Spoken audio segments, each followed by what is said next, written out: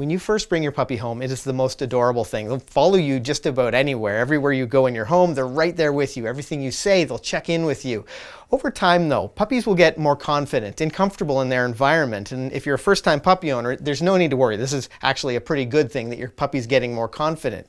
What you do need to keep in mind though, as a puppy owner, is that this is a very impressionable time for your puppy, and you need to be giving them good information. In today's video, I'm going to give you 5 tips that puppy owners often overlook for maintaining some of that attention, for keeping some of that focus and listening skills from your puppy so that you can keep them safe and maintain your sanity throughout their training process. I'm Ken Steep, and welcome back to McCann Dogs.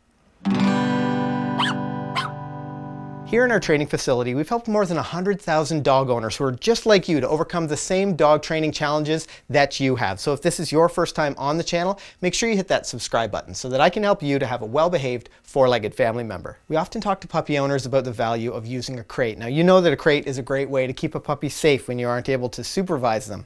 It's also a really important way to give them a consistent location that's just their own, whether they're eating in there or they're snoozing in there or chewing on their own little bone, whatever. But what's important about using a crate is having a plan for when your puppy comes out of their crate. Using a crate in your puppy's training is also a really important way to instill some listening skills. Having a plan for when your puppy comes out of their crate doesn't need to be complicated, but boy, oh boy, can it be impactful for your puppy. Think about this. Every time your puppy comes out of their crate, you're there to train them. You're there to entertain them, to engage with them. So now, not only are you the bringer of food, but you're also the bringer of fun. Let's take a look at what that might look like for you. So it's time to take your puppy out of their crate. You pop them out, you immediately go and take them to potty. Now, whether that's outside or to a grass mat or whatever, what you are trying to avoid is them having an accident indoors. This is especially important for those of you who are maybe struggling with or still working on potty training. But once they've done that, you bring them back inside or you bring them to whatever location you're at, and you can do things like playing tug with them. You can maybe do some short recalls in a hallway. Maybe you can do some luring exercises with your puppy. And not only are you teaching them something, you're really showing your puppy that every time they come out of their crate and they pay attention to you, they engage with you, they work with you, they play with you, it's a lot of fun. Now, if you're working on crate training specifically, this is even more important because when your puppy comes out of their crate and you're getting them physically active, you're exercising their brain a little bit. At the end of your training session, when it's time to go back, for your puppy to go back into their crate, they're ready for that. They're you have a more relaxed mindset. Maybe they're tired. They can't wait to go and lie down and rest up and recharge for the next play or training session. Now keep in mind, some really common times for puppies to have accidents is when they first come out of their crate, during or after a play session, after eating, and you need to take your puppy out before they go back into their crate. So after you finish this short training session, make sure you take your puppy back to to go potty, and then they can go back into their kennel. But for those of you who are struggling with potty training or crate training, this is going to be the formula that moves you forward. If you're the kind of person that considers yourself a good multitasker, think about all the things that you've just checked off the list. Potty training, crate training, play, exercise, some skills training, but more importantly, you've just set your puppy up to listen. They came out of their crate, you went out, did their thing, you brought them back in, they did a focus session with you, you've worked on something, they go back out to potty, they go back into their kennel where they can shut their brain off a little bit. But the entire time they're out of their crate, you've taught them that paying attention to you will bring you something that's really valuable.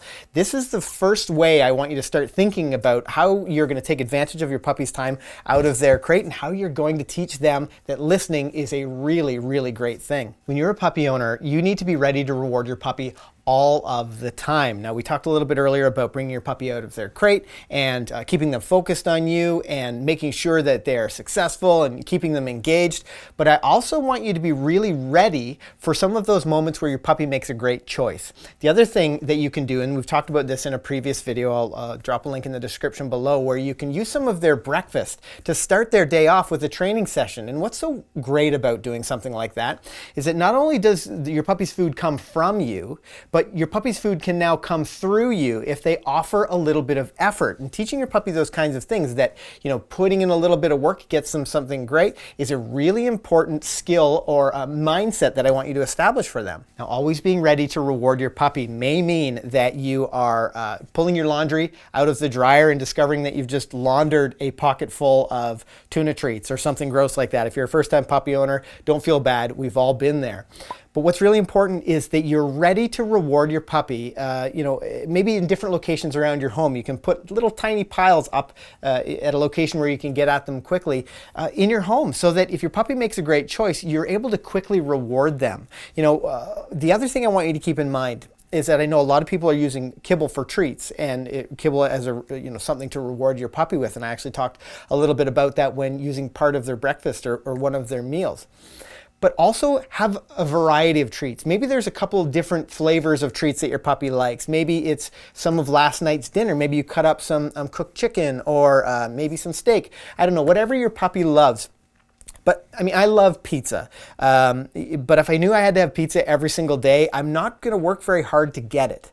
So to keep your puppy attentive at this point in their training and at this level of understanding for them might mean that you need to switch your treats up a little bit. Maybe, if they every third treat is a tiny piece of cheese, that can be really helpful for your puppy getting a little bit more motivated and wanting to pay a little bit more attention, because maybe this time they get the jackpot. The other thing I really want you to be aware of is that in between these training sessions, so you've puppies come out of their kennel, maybe you've done some training or you've played with them or done something, you're going to see these times when they make some great choices. And for your puppy, maybe that is just sitting. They happen to sit when normally they would have jumped up. Or maybe they go and lie on their puppy bed. Maybe you've got a dog bed out and they just happen to lie on it. Having treats available is so important for you to be able to, then step over and reward that puppy. You really want them, because in this instance, they might not even know exactly what they're being rewarded for, but you're reinforcing some of the good stuff. You're capturing these moments when your puppy makes a great choice and you are letting them know that that's exactly what you want. You want them to be looking for more of these opportunities, and by reinforcing some of these great choices, you're much more likely to get them to make those same choices again. You may notice in some of our videos that the dogs are checking in with us. They're literally looking at our face, and a great example of this is a Labrador Retriever that instructor Steve did a video with, something about leash respect. He just met that dog, a few minutes prior to starting the training video, and the dog was already checking in with him. Now, this has everything to do with how you reward your dog. We, from the very beginning, will reward our puppies for looking at us. We'll capture that moment that they look at us. But what's really important is how we reward them. When you're rewarding your puppy and they're in a stationary position, like maybe a sit, could be a stand, doesn't matter what it is, and you catch them looking at you, I want you to yes and then reward in a direct line from your face to theirs. Make very clear that when your puppy is checking in with you, especially early on, that they'll get something great for that. I talked a moment ago about rewarding your puppy for going to their bed. Imagine how valuable your puppy will think you are if every time they're looking at you or you catch them, staring adoringly up at you, you yes them and then reward in that direct line from your face to theirs. Now, this doesn't just apply to how you're rewarding when your puppy's looking at you. There's actually some positional things that you can do, some ways to reward your puppy to really reinforce that you are where the good things come from, that will make them be more attentive and will make them listen. If you're trying to get your puppy to want to listen to you a little bit more, then create a reward zone around your body that's really close. For exercises like response to name or, here, here, here, or whatever you might be working on, I want you to be really clear about the puppy only getting a reward when they're in nice and close. If I were standing up, I might reward the puppy with my knuckles touching my shins, really getting them in nice and close. There won't be any question about where that food reward is coming from. And maybe you've done this now. Maybe you can think of a time that, your puppy was pointed away from you and you rewarded them for lying down or whatever the thing is. I want you to be very clear about where that food or where that value is coming from, and even guide your puppy, turn them toward you before you get that reward in. This is a really great way to work on exercises like handling. It's a really great way to teach your puppy that taking their collar is a really valuable thing. But it's also really great for getting that puppy to know that getting close to you, where you can easily take them up, is a rewarding place to be. One surefire way to teach your puppy that you're not worth listening to is allowing them to fail over and over again. Whether it's calling your puppy to come over to you and they're not listening, or asking them to stop jumping up and it's not happening. Being a great leader means setting your puppy up to be successful, but also showing them how to be right if they aren't successful, training through those moments. Let's hear from Kale for a minute about how you can show your puppy that you're worth listening to just by being a great leader for them. Now let's talk specifics. Let's talk about non-confrontational ways that you can teach your dog that you're a good leader and to listen to you without you having to be a big meanie.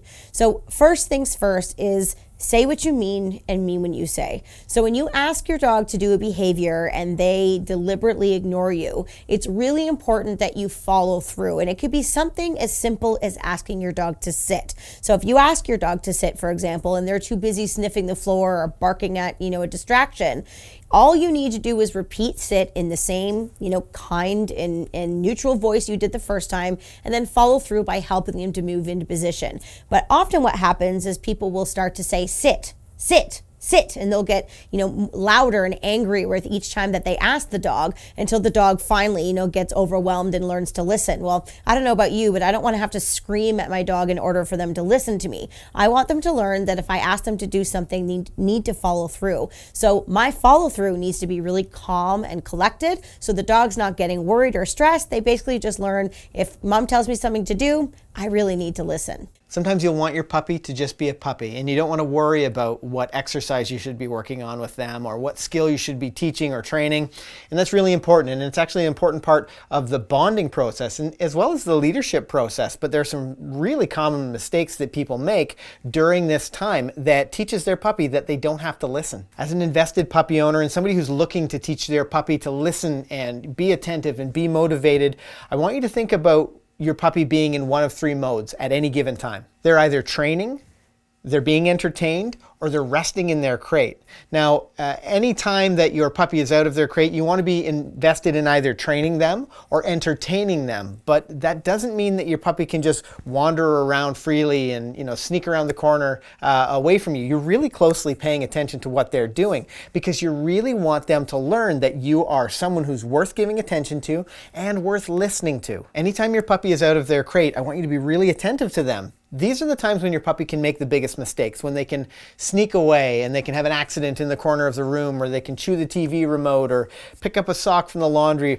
or whatever. If you're really focused and you're either training, entertaining, or they're resting in their crate, it's going to set you up and set your puppy up to be more successful, but it's also going to really bring along that the bonding process. Something that I'll often do with our own puppies for that entertainment time is I'll bring them out of their crate and maybe I'll sit down on the floor with them and they can chew a bone while I hold it, or I can pet them and work on some handling exercises. Maybe I'm sitting down to watch TV. I've got my puppy with their house line on and I can handle their feet and reward them for that. I mean, you can start to integrate these short training sessions as well as like bonding time into your daily routine. What I want you to really think about, especially if you're struggling with attention and listening, is what does your puppy find rewarding? And I want them to think and feel that you are the most rewarding thing in their world. Now, if you're looking for some specific exercises to work on with your puppy, make sure you check out that video right there. It's our puppy training schedule by age. And if you're looking for more personalized training that's specific to your puppy and specific to your needs, and you'd like to train with us,